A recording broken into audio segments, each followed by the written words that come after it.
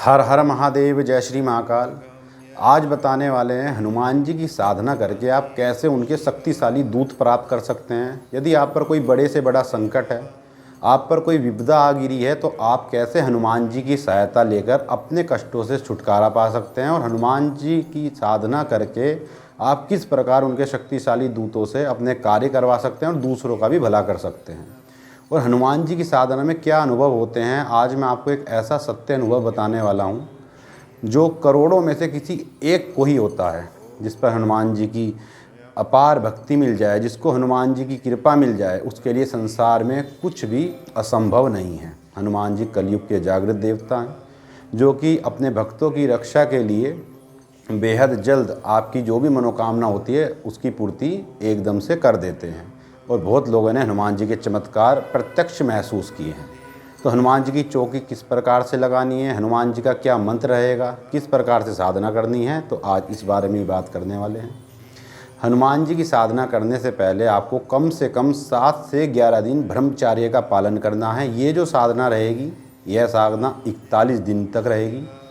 आप लोग जब साधना करते हैं तो आप जितने लंबे समय तक साधना करेंगे उतनी ही आपकी शक्ति प्रबल होती जाएगी।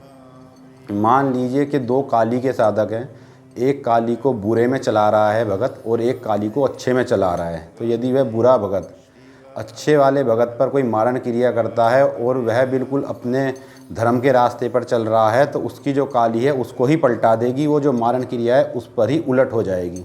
ऐसे बहुत से अनुभव, बहुत से उदाहरण, बहुत से भक्तों से हमारी बातें हुई हैं जिनके साथ ऐसा हुआ है। तो बात करने वाले हैं हम हनुमान जी के बारे में। किसी भी शुक्ल पक्ष के मंगलवार से आपको हनुमान जी की साधना शुरू करनी है। हनुमान मंदिर में जाकर आपको एक नारियल और जो भी आपके अपने सामर्थ्य अनुसार दक्षिणा बने, आपको दक्षिणा चढ़ाकर हनुमान जी से प्रार्थना करनी है कि मैं आपकी साधना करने जा रहा हूँ, तो आप मुझे अपने दूत प्रदान कीजिए जिससे मैं जन कल्याण, सब कल्याण कर पाऊँ। उसके बाद आपको भगवे रंग का कपड़ा पहनना है, जो केसरिया रंग होता है उसका आपको कपड़ा पहनना है। और जो पूर्व की दिशा है, जैसा कि हमारे यहाँ पर बालाजी महाराज पधार रखे हैं, ये पूर्व दिशा है। पूर्व दिशा में आपको उनकी चौकी लगानी है। उसके ऊपर आपको एक लकड़ी के बाजोट पर एक केसरिया रंग का कपड़ा बिछाना है। एक मिट्टी के लोटे में आपको थोड़ा जल भरकर उसके ऊपर एक नारियल लाल कपड़े में बांध के रख देना है, जैसे कि आपको यहाँ पर दिख रहा होगा पीछे मेरे रखा हुआ। इसके बाद आपको क्या करना है, आपको पंचमुखी रुद्राक्ष की माला की आवश्यकता होगी। एक माला आपको गणेश मंत्र की करनी है, ओम गम गणपते नमः। आपके पास यदि गुरु मंत्र है तो अपने गुरु मंत्र का आप जाप कर सकते हैं। अपने पितरों से, अपने कुल के देवी देवताओं से आपको साधना में किसी भी प्रकार का विघ्न ना हो, उसके लिए प्रार्थना करनी है। फिर आपको संकल्प कैसे करना है वो देख लीजिए। एक फूल आपको हाथ में लेना है अपने, थोड़े से आपको अक्षत लेने हैं और थोड़ा सा आपको जल लेना है। ये है संकल्प लेने का तरीका, ठीक है, ये आपको दिख रहा होगा। इसके बाद आपको ऐसे करके अपना नाम, गोत्र, पिता का नाम, जिस स्थान पर आप साधना कर रहे हैं उस स्थान का नाम, उस दिन की तिथि, ये सब बोलकर आपको जिस उद्देश्य के लिए आप साधना कर रहे हैं, जिस मनोकामना के लिए आप साधना कर रहे हैं, वह आपको मनोकामना बोलनी है। और आपको चौकी के सामने अपना संकल्प बोल के जल और जो भी सामग्री है ये छोड़ देना है ज़मीन पर। इसके बाद आपको पंचमुखी रुद्राक्ष माला से और एक आपको यंत्र रखना है जो प्राण प्रतिष्ठित होना चाहिए, या आप किसी भी अपने आसपास के जो पुजारी होते हैं हनुमान मंदिर में उनसे करवा सकते हैं। एक यंत्र रखने के बाद आपको ओम हम हनुमते रुद्रात्मकाय हुम फट, इस मंत्र का 1.25 लाख जाप करना है। वैसे आप जितना संभव हो सकता है उतना जाप कर सकते हैं। यदि आपका सामर्थ्य नहीं है ज़्यादा बैठने का, तो आप ज़्यादा लंबे समय तक 11 माला, 21 माला जाप कर सकते हैं। उसके बाद इसका दशांश हवन होता है। इनकी साधना के जो अनुभव हैं वह सुन लीजिए। जब आपकी साधना सफलता की ओर होगी तो आपको नदी दिखाई देगी, कुआं दिखाई देगा, हनुमान जी पीपल के पेड़ के नीचे बैठे दिखाई देंगे, ठीक। उसके बाद आपको एक जो विचित्र अनुभव है उसमें क्या होगा, एक बहुत बड़े आकार का बंदर आएगा, इसके पूरे शरीर पर बाल ही बाल होंगे जैसे बंदरों के होते हैं। और वह क्या करेगा, जो लोगों के जो अनुभव पता लगे हैं वह बता रहे हैं हम आपको, वह आपके दोनों हाथ अपने हाथों पे रखवाएगा सपने के माध्यम से कि अपने दोनों हाथ मेरे हाथों पे रखो। फिर आपको डराने का प्रयास करेगा कि आप उसके हाथ छोड़ के भाग जाएं, पर आपको डरना नहीं है, ठीक है।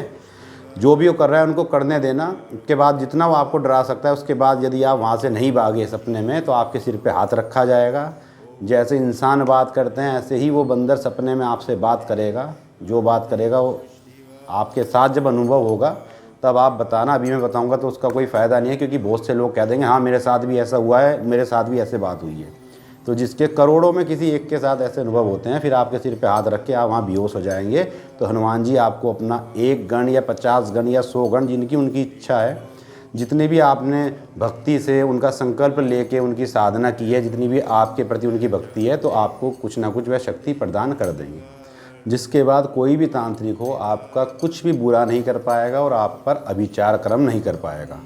अब यह साधना आप यदि किसी नदी किनारे करें तो बेहद ही अच्छा है, किसी मंदिर में करें तो भी अच्छा है। यदि ये सुविधा आपके पास उपलब्ध नहीं हो पाती है तो आप यह साधना अपने घर के ही किसी कमरे में कर सकते हैं। पहले बिल्कुल उसको स्वच्छ कर लें, गोमूत्र जल का छिड़काव कर लें, और उस कमरे में कोई दूसरा व्यक्ति ना आए तो बेहद ही ज़्यादा अच्छा है। एकांत कमरे का चयन कीजिए साधना के लिए। उसके बाद आपको 41 दिन तक ब्रह्मचर्य का पालन करना है। किसी भी प्रकार का नशा नहीं करना है। मांस मदिरा बिल्कुल आपको त्याग देना है। प्याज लहसुन बिल्कुल आपको छोड़ देना है। पर स्त्री के ऊपर बिल्कुल भी गंदी नज़र नहीं रखनी है, नहीं तो इस साधना में अच्छा होने की जगह उल्टा भी हो जाता है। किसी के प्रति ईर्ष्या नहीं रखनी है, किसी के प्रति बुराई नहीं करनी है, किसी के लिए झूठ नहीं बोलना है। बिल्कुल मन कर्म वचन से आपको साधना करनी है। अगर संभव हो तो अपने हाथ से भोजन बनाकर खाएं, नहीं तो अपनी माता के हाथ से भोजन बनाकर आप लोग खा सकते हैं। तो ये साधना आप लोग कीजिए। जानकारी आपको पसंद आए तो वीडियो को शेयर कीजिए, चैनल को सब्सक्राइब कीजिए। यदि इस जानकारी में यदि आपको कुछ असंतुष्टता रह गई हो तो आप कमेंट बॉक्स के माध्यम से या मुझसे व्हाट्सएप नंबर पर बात करके पूछ सकते हैं। माँ भगवती, महाकाल, बालाजी महाराज आप सभी का कल्याण करें। हर हर महादेव, जय श्री महाकाल।